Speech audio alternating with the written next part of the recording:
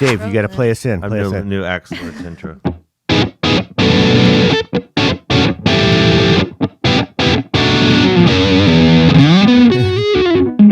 Room 334 and a half. Probably wondering what guitar I'm playing today. Yeah. Playing my Godfrey guitars, Voltes, made by Les Godfrey. I brought it because I thought it would be, it's one of the most metal things ever, but it's also not metal. It's like art and metal. Yeah. It's like Art Deco meets super metal. Yeah, all his builds are made.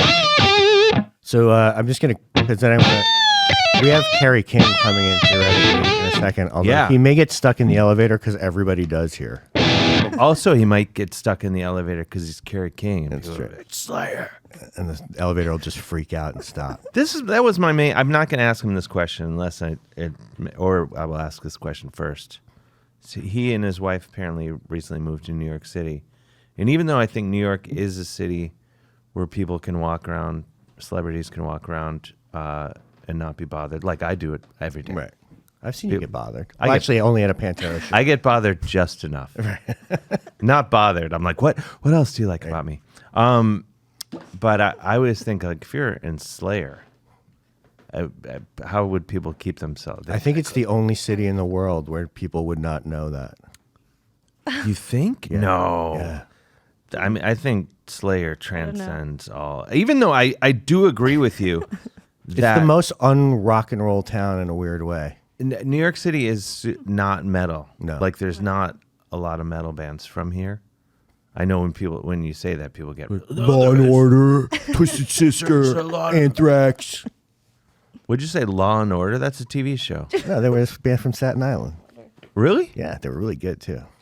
Apparently not that good. Oh, we got to cut that out. Can't shit talk. Yeah, we can. You were because you were just totally talking speculatively. Well, no, I was saying but there isn't, statistically speaking, L.A. Bay Area, where there's a ton of. There's no like rainbow of New York.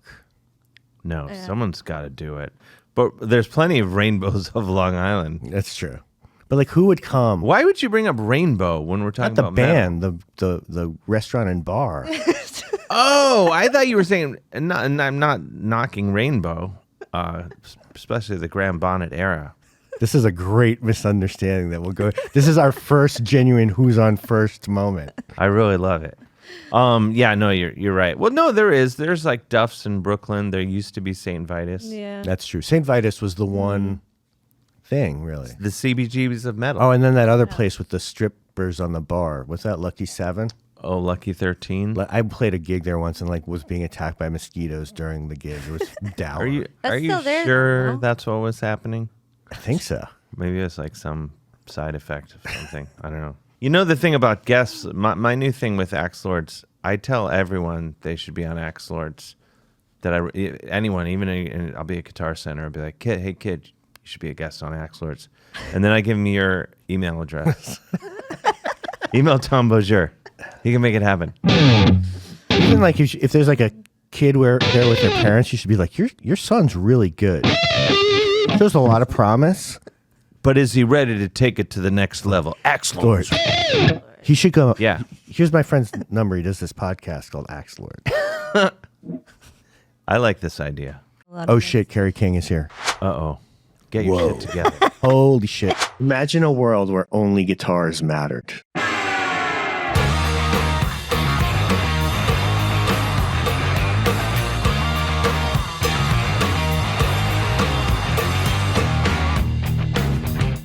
We have with us today one of the great legends of heavy metal, Kerry King, who, if you don't know who he is, You can fuck off. you can fuck off. Just turn off this podcast. We don't want you listening to it. Thank you for coming on Axe Lords. Yes. Absolutely. What else am I going to do today? Exactly. I know it's a sunny. It's like one of Perfect. the first sunny day in like 2 weeks. It's not a bad day. It's not a bad. It was nicer yesterday, but it's not a bad day. Yeah, yesterday was tropical for December in New York City. Can I ask you a question? That's what I'm here for. Yeah. So, I like that you preface that do. on an interview show. there's a little bit of a run up because I like to make people uncomfortable with long stories. So, and I think you saw this tour too, Dave. I saw the Clash of the Titans, Yes. 1991, June 28th. I looked that up because I can't remember anything, at Madison Square Garden. And you saw it in Cleveland, Dave? Richfield Coliseum. Nice. Yes, it was just ostensibly in Cleveland, but was like, might as well have been in like Philadelphia of the mind. And that was my first Slayer show. My wife saw you guys at the Felt Forum because she's cooler than me. But I had not seen Slayer. And so, Alice in Chains, blah, blah, blah. And, I started realizing, people are yelling Slayer no matter which band is playing. And then... For weeks before the concert Yes. around Cleveland. And we were on the floor, which was all folding chairs. And it's really one of my most profound concert memories, which is why I'm making you sit through it, is the fucking lights went down. And it really was like gates of hell had opened. Like suddenly every folding chair had been thrown into a pile in the corner. And there was a giant fucking pit. And the seat cushions were raining down, and I don't know how people had gotten them in like aerosol cans. Like you would look up on the sides of the garden, and people were just like fucking shooting flames and stuff. And this happened. It felt like it all happened in like 4 seconds when you guys went on stage. It was like boom, bam, and how early? My question is like, how early in Slayer's career did you guys start seeing like this reaction, this power that you had? It's one of the top 3 craziest fucking beginnings of a show I've ever seen. It's true. I mean, that the show that I saw was like, you go, and no disrespect to the other 3 bands, but you got like, why did those guys even show up?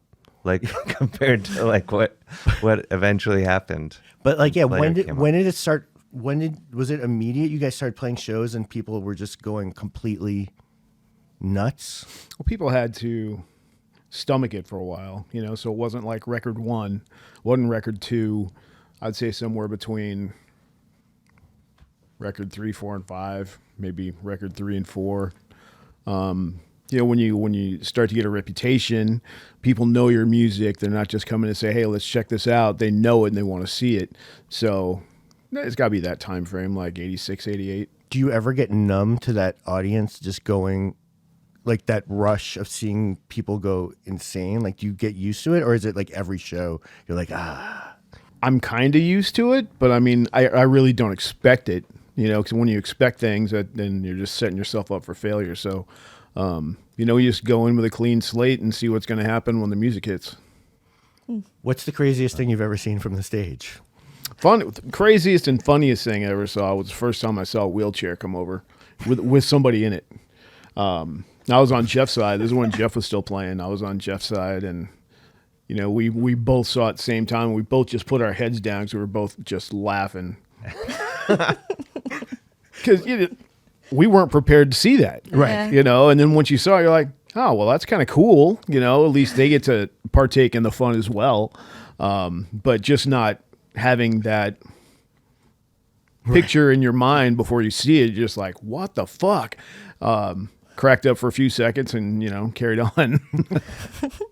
That's amazing. And like, did the person make it onto the stage, or they just went No, into made it. They made it in the barricade and wheeled out and probably did it again. Excellent. Was Kerry on stage when you did the Pantera thing? Yeah, but I didn't. I was so focused on my amazing BMX jumps. You guys have shared a stage. At the Pantera show at the Garden during Walk, you were out there singing, and I rode my BMX bike on stage. But I was so focused on wheelies and stuff, I didn't clock everyone who was out there until I saw the video later. I almost hit you in the head. I really apologize. It'll be the first time.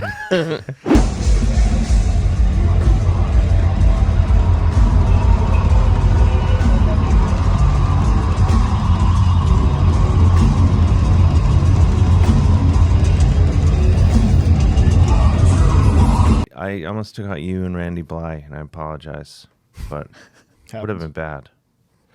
But well, speaking of accidents, I was wondering with your gauntlet with the huge spikes, were there ever any incidents with that you or anyone else getting severely Not me. injured? I mean, I poke myself in the side sometimes, but the way it sits, you got to have your arm in a really weird position to make it stick me. But early on, like probably record 1 or 2, maybe Hunting Chapel. I don't know. Back when we were playing, tiny places, just building your way up. I was still on a live cable. We didn't have money for wireless back then. And I got yanked into the crowd by my guitar cable. And I just put my arm down and did like that. And I was trapped no more. Wow, that's effective. I like that. I can't remember where that was, but it definitely happened. Kerry just did like a Captain America shield lift with his arm, just so in case you're not watching. That's excellent. Your dad was a guitar player? You went like Not really. Not really. He just had a guitar. Yeah, he had a handful of guitars. I think he lived vicariously through me, because once I started getting into it, I started knowing what things were that he never knew. When we got my first Mockingbird, I had no idea what a BC Rich was. He says, "You ever heard of these?" He'd always scour the newspapers and stuff. And I'm like, I have no idea. I wasn't that cool yet. He found your first Mockingbird. Yeah, he found my first everything, really. What was the first one? The first Mockingbird? Just the first one that you actually picked up and kind of started playing on. Like I said, he would find all kinds of weird stuff. There was a acrylic guitar that he found. It was a Fender. I think the story way back when belonged to one of the Beach Boys. I was never a real Fender guy. I've admired people that play Fenders, but I knew right away a single coil wasn't what I wanted to get into. Mm-hmm. But that guitar was cool, and I was really enamored with it, but we ended up not getting it for whatever reason. But, as far as guitar geeks want to know, we had a... Oh, we do. We had a 60-something L-Series Tobacco Burst Strat, which was pretty cool. And I think we wound up trading that for maybe the Mockingbird. I don't even remember how it went, but... once the Mockingbird showed up, I'm like, man, this thing, it took me weeks to figure out what all the switches did. You actually know what they do, though? Oh, yeah. Yeah. You might be the only person on the planet. Yeah, there's coil splitters, there's out of phase. I think there's a preamp on it. I haven't played it forever. I'd have to go back and look at it and say, oh, yeah, I remember what Do you still have that one? The first I do one? have that one. That's cool. Yeah, it went to a Hard Rock Cafe for a long, long time, and I got it back. I thought I should probably have that. And, it's sitting in my basement in New York City. Nice. I had a Mockingbird, and I sold it to a dude who goes to Cindy's store all the time, and he's like, I still got that Mockingbird. He's still teasing you I'm like, about dude, it. Mocking you. I can't get it back. Dude, I'm like trying. my best friend since like grade school, I sold one of my guitars to. I sold him it was a Stealth, a BC Rich Stealth. Yeah. Koa. That's cool. And he never ceases to remind me that he's got it. Bastard. That's a certain personality type. They're like, Yeah, that's one of the, everybody's got one that got away. That one I should have, there's a number of guitars I should have kept, but that's one of them. You don't even see Stealths anymore. No. They're elusive. Yeah. I mean, if you went out and looked for it, I bet it wouldn't be that easy. I mean, there is a thing called the internet now, but besides that, Probably your friend Yeah. has all of them. I know he's got one. So you went straight from like that. The BC Rich was your first Slayer guitar. That was your first. You had That's fair. Did you have the Les Paul with the blood on that? Or No, was, it's Jeff. That's Jeff. Okay. So you were BC Rich's. Are they all Gibson scale already? Because this is your V that you have here is Gibson scale, right? I don't know the answer to that. It's a 2475. That's Okay, Gibson. Gibson. And Gibson don't really do 24 frets, though. no, the The length of the guitar scale. Yep. Like, yeah. I got nothing for you. Feels good when I play it. When did you actually connect with them, like to work with BC Rich? That's a fun story. They weren't very far from my parents' house, actually. And I was rehearsing, I'd say, right around the time Show No Mercy came out, maybe. And we're rehearsing, and I didn't have enough money for strap blocks back then. No one had money. That's how every band starts. They don't have money. Right. So just the fatigue, I was holding the guitar strap up with my thumb to give my shoulder a break, and it came right off. Guitar came swinging down like an axe, and the headstock broke off. And my dad got in touch with BC Rich, and they fixed it. Like sorcery, man. So now it's got the main truss that it always had, and it's got 2 other pins, so that head's never going to come off again. And when all that happened, that's when I had it painted red, because I figured a natural body wasn't as threatening as some red. I don't know. I think that's the correct choice. Yeah. You know, as a teenager, it sounded right to me. Yeah. I think it still holds true. I don't think. But natural that is Mockingbird, that one's koa wood as well. So Okay. it's a little sacrilegious, but it is what it is. So that got me to ordering my first one. I don't remember if I ordered it from a music store or I was that tight with the BC Rich guys at that point.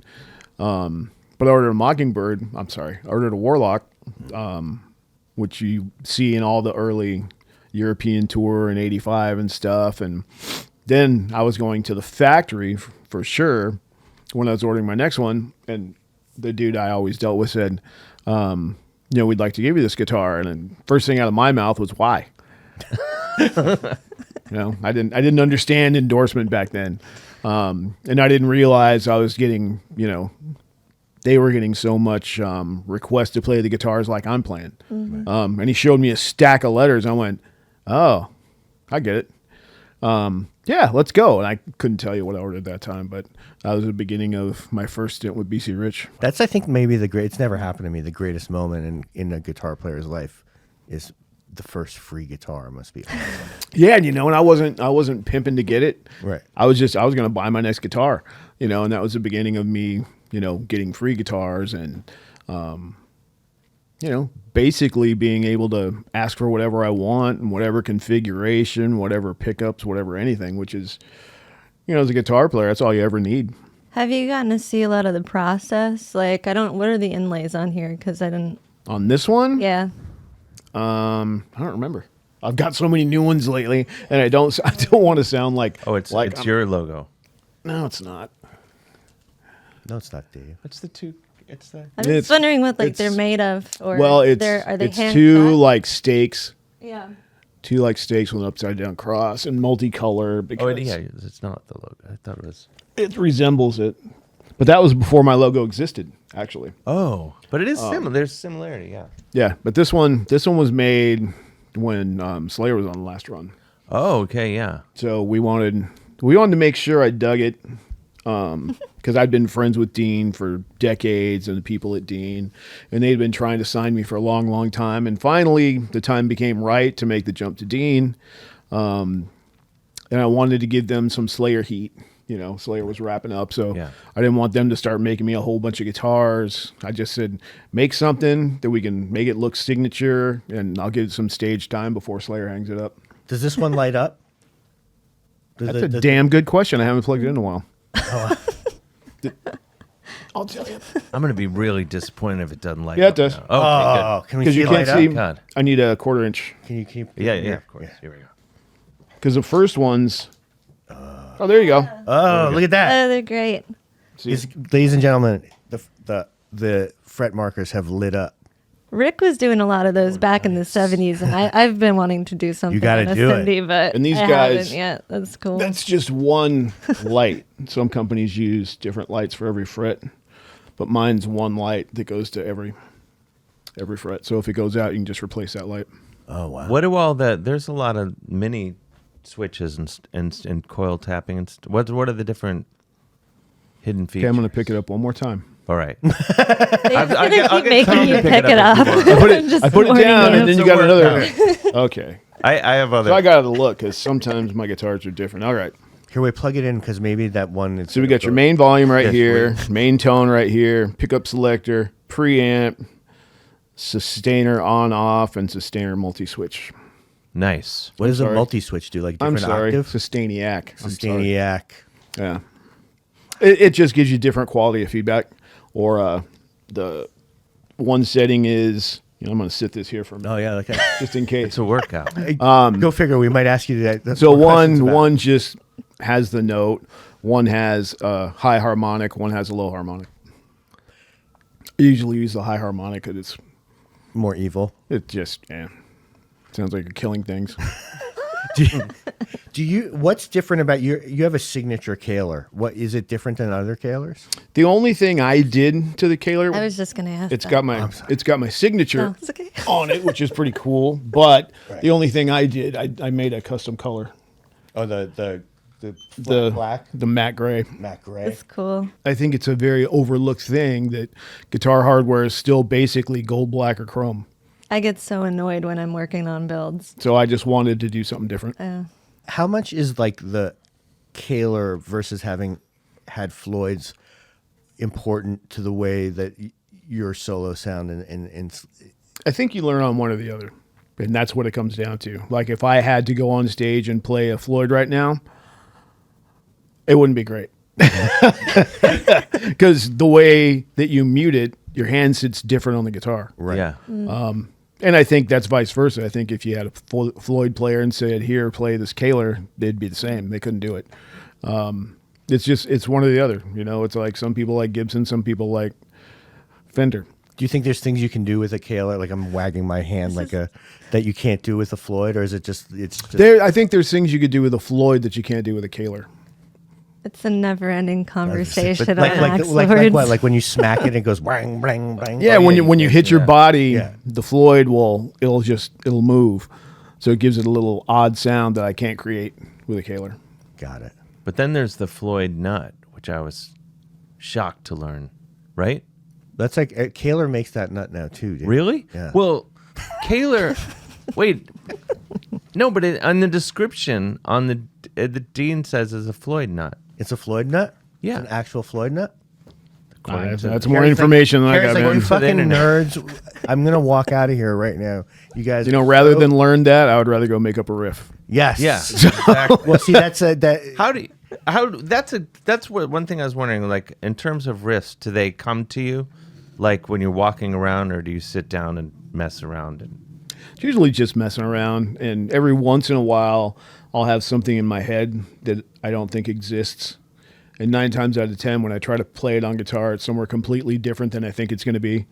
That's awesome. That doesn't happen very often. It's more just sitting around thinking, hey, that caught my ear. Maybe I don't know what I'm going to put it in. Maybe I do, but I'll record it. And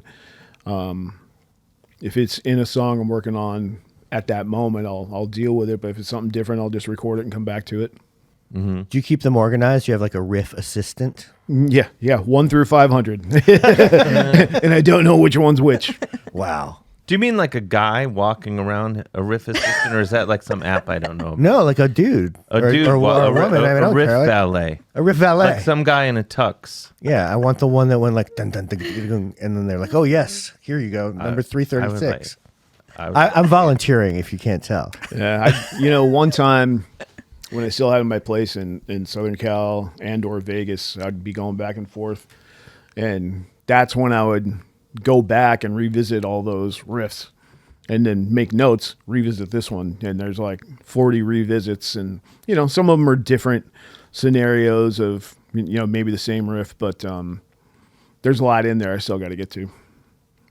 Nice. There's and more coming. Like decades, like years of riffs. Absolutely. I like it. So there's no end. That's no. Not the moment. Kerry King riffs. Not the moment. I'm just waiting for album 1's tour cycle to be done so we can start recording record 2. Yeah, and the album's amazing. Thanks. It's got it's more like very punk and like old school hardcore elements in it. That I It's, wasn't expecting. I punk- tried to incorporate all things that inspired me on this journey. And I think I got them all. You can definitely hear Sabbathy elements on there. You can hear Priest elements on there. You can definitely hear the punk accents. So, I think we got basically anything that's ever inspired me to be what I am, I think is on that record. Dave, the other day we were driving back from Philadelphia, and Not to brag. not to brag, and I wasn't really hip to it. And he gave me like a Mercyful Fate crash course. How much is of that? And who's the guitar player in that, Dave? Like, how much are those guys? Hank Sherman and Michael Denner would be the guys on the first 2 records, which I believe to be 2 of the greatest heavy metal albums or any kind of music albums of all time. Now, were those big on for you? Absolutely. And the sole reason Hello Waits has so many long songs and there's only like 7 or 8 songs on it is because me and Jeff are going through a huge Mercyful Fate stage right then. And you know, just multiple changes with time changes. It seemed like they don't work, and all of a sudden they work. And that was when we were still emulating our heroes. And yeah, Mercyful Fate were heroes of ours.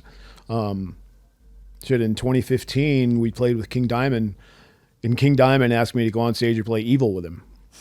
And anytime somebody does that, I'm like, why? You already got 2 guitar players. You know, it doesn't register to me. Am I the only one that thinks there's a point in Evil, which is one of the greatest heavy metals, any song of all time, with many parts? Isn't there a part where you're like, that it's like Eye of the Tiger, dun, dun, dun, dun, and you're like, how do they do it? They even made that sound amazing. I think that would be something I've never even. I know what you're talking about, but I've never went and seen if it's exactly the same thing or not. I don't know. I felt it's very similar. I felt I wasn't worthy to even investigate further because I felt wrong to even think it. Yeah, but I'm glad that riff comes out of nowhere and then it's gone. Yeah, and then it's amazing. That's what I kept thinking when I was listening to that record when we were driving back. Is like, this could only be made by a band that practices all the time. You'd think. Like those dudes, like you guys must have been too, right? Just rehearsing constantly. I don't know how you would when you're kids, that's all you do. That's true. When you grow up, man's like, I gotta go to practice shit.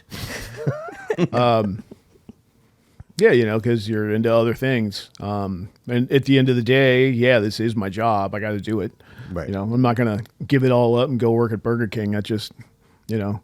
That seems like that would be a bad move. But can you imagine? Well, it's got the same name, man. That's true. That's true. That would be. Well, can you imagine you going like, I'm just going to go in and grab a Whopper real quick, and Kerry King takes your order. I'd be an asshole. It wouldn't be a good experience. Can you hold the pickles? Fuck you. I'm wearing them pickles. What jobs what horrible jobs did you have before Slayer? Not very many. Not very many. I worked at a toy store during the Christmas holidays when I was like 16. That's true hell. I worked at a mini golf place for like a month. See, I would like to see that again. You know, I'm off the go mini putt. Kerry King's like, here, let me get you. No one knew who I was. I'm saying now. Yeah. Like, well, now. Summer. Yeah. Have like a Kerry King theme. I know you don't have time. I'll go out there like Bill Murray in Caddyshack and just wreck the place. I got that going for me, which is nice. My favorite movie of all time, by the way. And I not as a joke, my favorite movie of all time. It's an excellent film. I was watching a video of you doing like some lesson, and you were somewhere, and you're like you're like, fuck, I'm doing this lesson today. And you sent me that. Yeah. It's where someone keeps walking in. Yeah, it was like super. It was almost as like the presentation was almost as deluxe as our Axe Lords here. It was great. Great video. How long does it take you? Like your right hand is basically a machine. Like, is it something that you have to do every day? Or if you don't, like how long does it take you to get back into like competition mode? And do you think, final part of this question, do you think the right hand is really for like thrash and metal the secret of the sound? I think so. Where do I start? There's a lot of questions there. I'm really good at overwhelming people. What's the workout regimen like? Can you like get out of doing chores around the house where your wife's like, hey, we really gotta, get the washer dryer fixed, and you're like, honey, got to keep the riff hand in shape. Sorry. Well, I could keep the riff hand in shape. Riff hand. I said riff hand. Because I can't fix a fucking washer anyway. Okay, that's a good loophole. But yeah, like how much maintenance does it take? And like, this, Well, I mean, since I've been done with Australia, I've been done like 9-10 days now, and I just played once the other day before I went to the West Coast, just to keep things limber, keep my calluses. That's important. Because once your calluses are gone, then you're basically starting over. yes, Not It goes not as a fast. beginner, but Yeah. just you got to grow them again, and get your fingers tough. But I think right hand and thrash is super important, and I think some people have a knack for it more than other people do. I think I luckily do have a knack for it. But it's funny when we were going through stuff to pick songs for set lists and stuff, and go back to old records and go, man, that riffs just don't do that anymore. It's just you get older and you don't have the flexibility you did. I don't know, but man, some of those tempos on things we went through, I'm like, No way. I couldn't play that if I didn't drink last night. Right. So, who do you think have the best right hands in metal? Well, I'm not going to say me because that's just bad. I think. Well, I'm going to say besides you. I'll tell you, James has a great right hand. Scott's got a great right hand. Anybody, Mustaine, anybody that we all know and admire for what they do. These are obvious choices. And for that matter, my new band Phil, he's a great player. Mm-hmm. Yeah, he's amazing. Did you know? Like, was it a very? Did you spend time just on the hand, like the right hand, or did it just part? It was part. I think it just naturally evolved. Because I think Scott used to literally have like right hand wars with people. I think I've heard. Could be. I've heard that. What do you mean? Like in an alley, he would just start like air picking? That I've heard, and that one there was a time that him and James just stood facing each other in the music building in Queens, and like had a fucking right hand death match. Like with guitars or With just guitars, in the air, like in the no, hallway? no, not air, right? Yeah, At the- yeah. No, they were just like. Dun, dun, dun, dun, dun. Then you can just make it up and say, yeah, man, mine's going way faster than yours. Yeah. It's intense stuff you're doing. Like, you must really have to stay on the ball. I mean, like, do you have? Yeah, you got to stay on the ball for sure. But also, you invented it, though. Right. Kinda, along with others. Kirk's got a right hand too. He's badass. Like I said, anybody take anybody in the big four and they're fine. Then you got people like Gary Holt and Exodus. Right. He filled in for Slayer for about 10 years, so obviously he's got what it takes. And there's tons of players that are in bands that just don't occur to me. There's so many bands out there, and if you're even remotely thought of as playing in the thrash genre, you got to have a right hander. It just don't work. Have you ever had like a cramp or a blowout like live? No. The only Thanks for bringing that A up. right hand. the only blowout. weird thing that ever happened was I had one of my calves kind of froze up after a show, probably because I was too dehydrated. Wow. Just balled up like you had a Charlie horse kind of thing. Oh, yeah, And your I muscle get that. your muscle just tenses up, and no matter what you do, it won't release. That was after a show in Long Island, actually. This is my little calf tip. I grab it and squeeze it, and it makes it release. For any sufferers out there. It only happened once. Well, if it happens again, Yeah, 40-year career, it only Obviously. happened once. Happens to Dave all the time. I'm on a thrice weekly calf incident thing. He crawls out of here sometimes. The amps that you were starting out with, like 81, 82, 83, they didn't have the gain that you needed to play that stuff. So, like, what did it take you? I mean, I know what you ended up using, but like, did it take you a long time to figure out how to get the equipment that you guys had at that time to sound like what we think of as thrash music? It's a work in process until you land on what you like. And I can't even remember things we used in the beginning, but you have to think distortion boxes would have been there, maybe some overdrives. But once I finally landed on a 10-band EQ that had its own gain, which got me where I really wanted to be, that's probably about where we ended up around Raining Blood era. And once I landed there, it was basically that in the 800 Marshall, in whatever context from then on. I tried to steal a Kerry King Marshall once. Like I was at Guitar World, and we He's had, sitting right here. no, I mean it wasn't his. It wasn't Oh, mine. Yeah. okay. Okay. We were at sorry. I Guitar World, misunderstood. and I had the 800, and I was trying to keep it, and they kept asking for it back, and I managed to keep it for like 6 months. Wait, what do you mean? You borrowed it? Yeah, I don't I like understand. did like we had it in for a product review, and I stole Oh, you're it. saying with like Yeah, live by what I always do. a Guitar World? Or Yeah. something. Got it. I thought you meant like as a kid. No, at Guitar World. I would have been impressed. Do you guys? I felt like what you guys discovered with Slayer is that mid range is actually super important. Like everybody else scoops their sound, I'm the opposite. you're the opposite. And was that a conscious revelation? Like, oh, this way you can actually hear the guitar. I just liked it. What I wanted to get out of that pedal was I wanted to be more gutsy. You know, I wanted it to be like I already got plenty of highs, I've already got plenty of lows, but what it seems to be lacking is a mid range. So my EQ just looks like there's a mountain in the middle of it, because that's how I'd run it. And then I would change the gain on the actual EQ to, you know, suit the situation. And if I'm not that Marshall, the boost pedal had that, like the boost button had all of that EQ and everything built in, right? Yeah, the on the head I think it's called Assault. So what it did, it would take the parameter of my 10-band EQ, and as you crank it up on the amp, it's just my parameter, louder or less louder, or loud's not the word, more engaged or less engaged. So you can't make it, like you can't take what was my pedal and tweak that EQ. You're getting more or less of my EQ setting. It was a good amp. I should have just. Oh, it's killer. I still use them. Is that what that was my next question? Is Yeah. that what you're using live? I run 3, yeah. Nice. 3, like you actually 3. Like, how many live cabinets on stage? 6. Nice. See, he's doing it. He's doing it. Not this fake. Yeah. Like, are you like? Do you think modeling is a farce? What's modeling? Amp modeling. That's like the correct Yeah. answer. Yeah. Oh, not like yeah. Do you think you know? Yeah. Do you what like you're talking Like about. temper. and I've stuff. I've never tried it because I like what I have so much.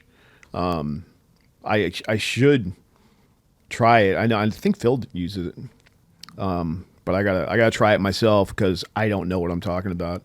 I've never sat and messed with one of those things and see how, like, if it tries to model my amp, see if it's even close, because I don't know. 6 live cabinets. I don't think you could ever get that feeling.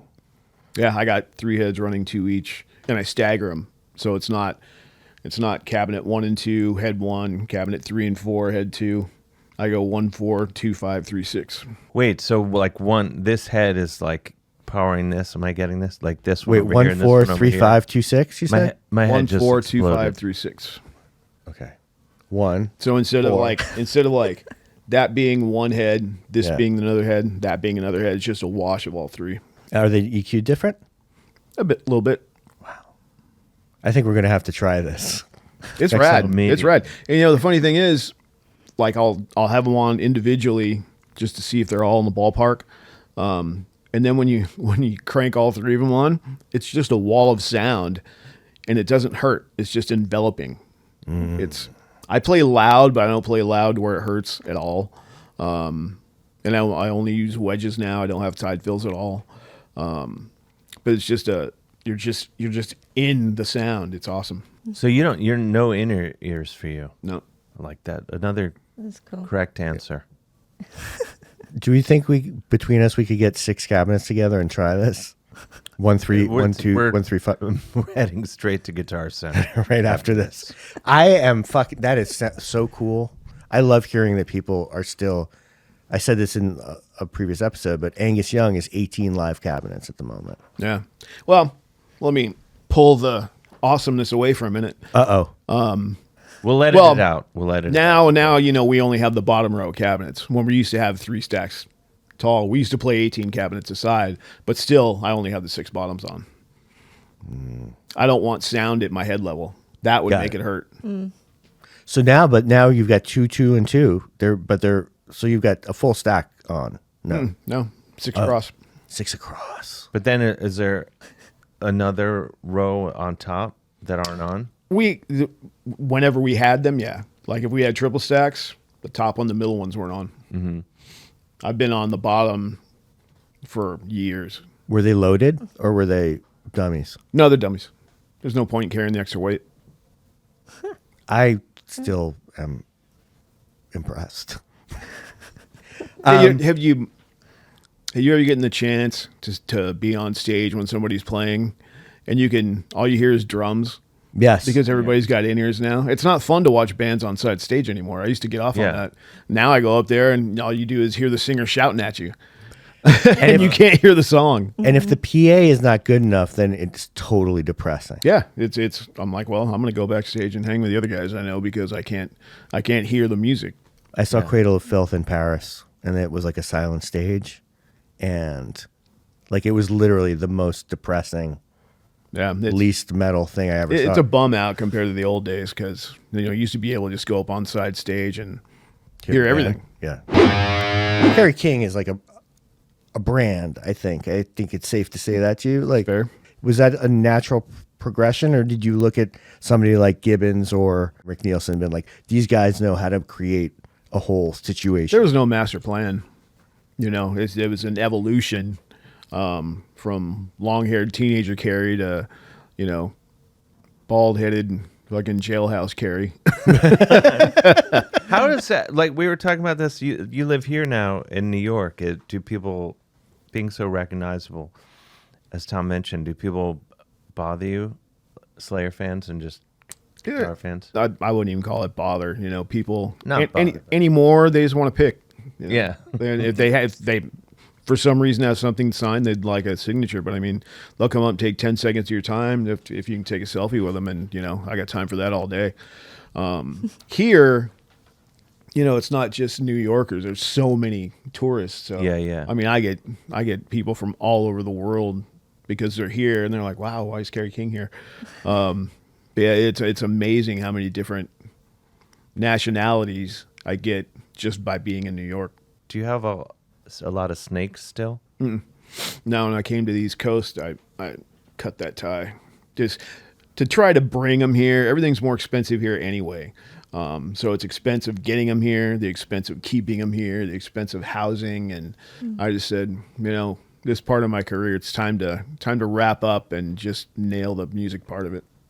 So not even like a couple, like a ball python? I got nothing. Nothing. No, keeping them now is for other people, and they can spend their time doing it, and I'll go look at them. Mm-hmm. So what are you doing? What are you going to start working on another record? You've already have, or? Oh, I'm always working on stuff.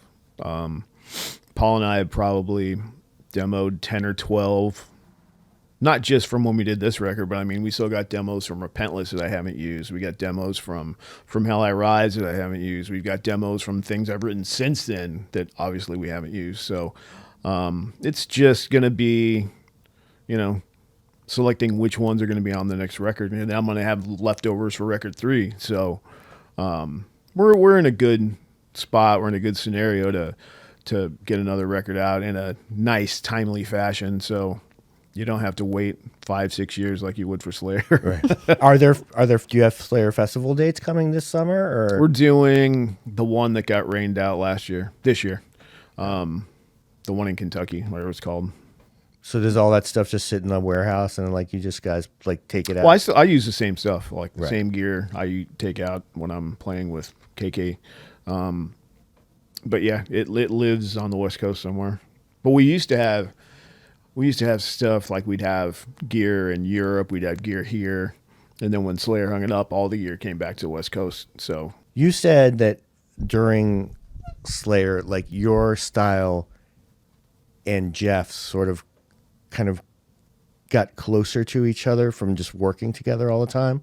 What do you think your playing took from Jeff's playing? Like, were there things from the way that he played that you incorporated into your style that you're like, oh, that's a little bit of Jeff there? Because, I mean, it's one of the best guitar teams of all time. that's very interesting. I don't think I would apply it like that. I think it was more like an influence kind of thing. Like he introduced all of us to punk.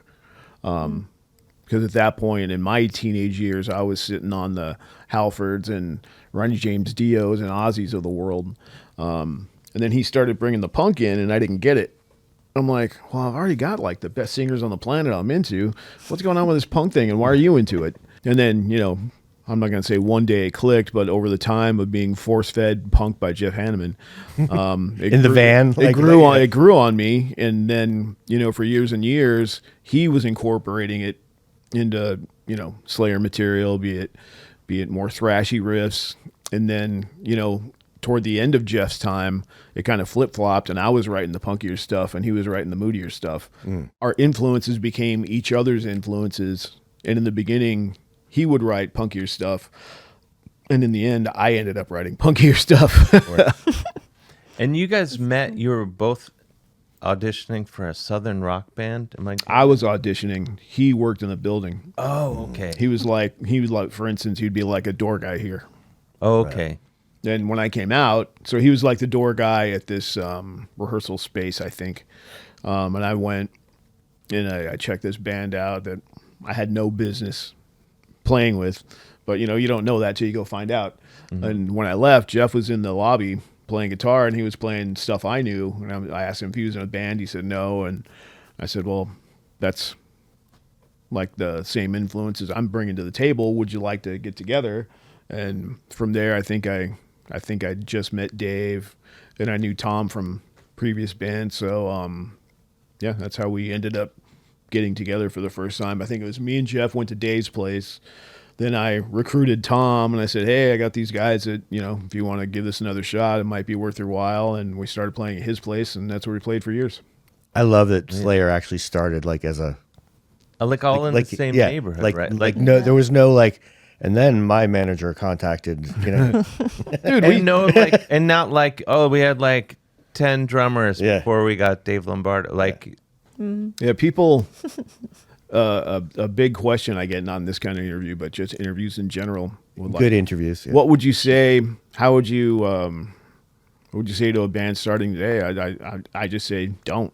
Right. And the reason I say that is because now there's an internet. It's a completely different world than it is when we came up. When we came up, we would make flyers, jump high school fences, and stuff all the lockers of anywhere within 10 miles of where we're going to play. We went out and hoofed it. We did all the work ourselves. And now you just click a button and anybody in the world's got your music. So I wouldn't know where to begin. I would love to see some Kahler work. Would you be willing to plug in for a sec? I'll do it. I don't care. There's going to be, that's it. Like, yeah, that's what the guitar's for. Let the guitar work. I think we still want to see it, though. That's fine. Because what are you plugging into? We're going to play. This is where it gets disappointing. Oh, wow.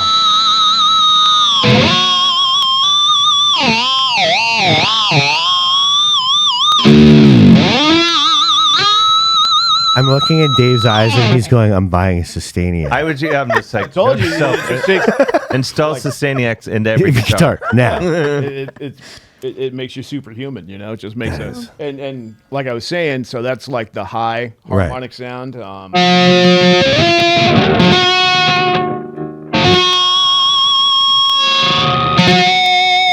a warmer one. Oh, wow.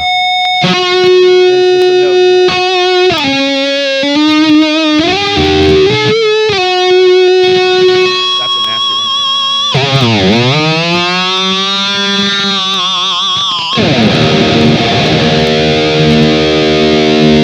It's still in tune. That's amazing. So you can, Yes. it'll stop doing that. Like if you start playing a riff, it'll stop feeding back. Like if you're like live. Well, it's got to have time to feed back. Got it. So if I'm coming out of a lead that I might have it on, I might leave it on to like say, for instance, I hit a chord.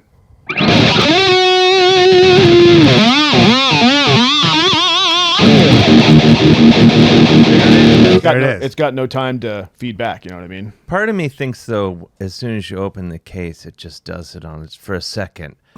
I could hear it. Ta-da.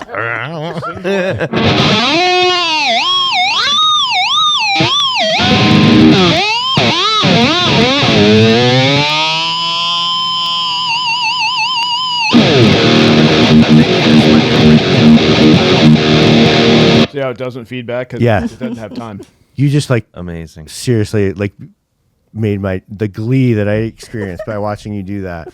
I'm glad we got it happening. I do. Yeah. Us too. I really If was. we had that direct sound, it would have been one of those things where people like. I don't even think my guitar would have fed back. Yeah. It would have said, "Nah, fuck you." That would have been. That was. Thank you for your patience, seriously, because you know. What do I got to do? I don't know. There's no football today. I'm just hanging.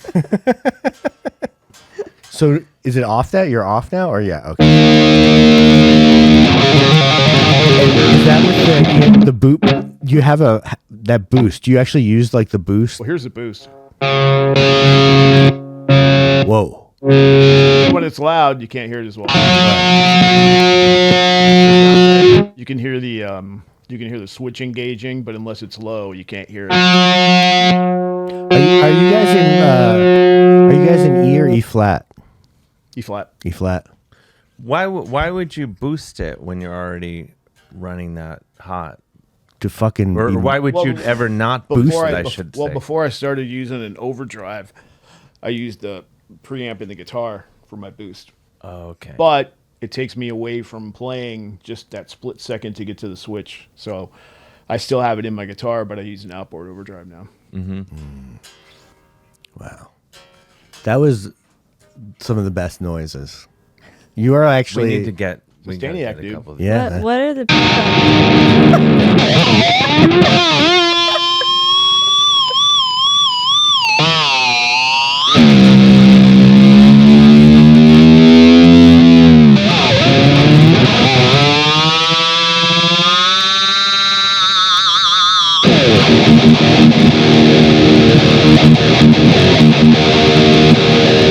This has been a true treat, and Yeah, thank you. you know, Kerry? Yeah, man. Thanks for having me.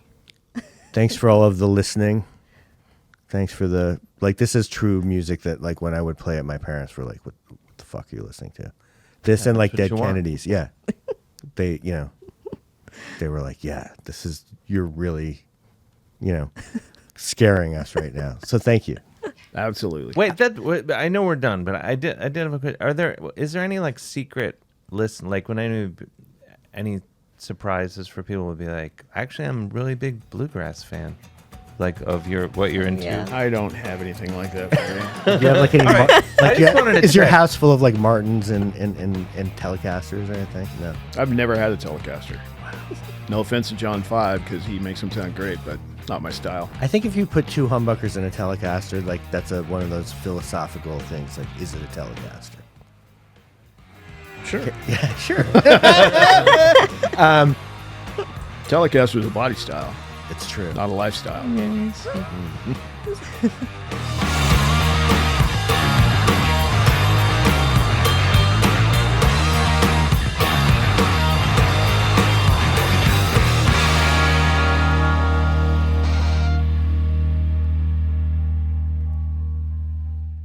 Axe Lords.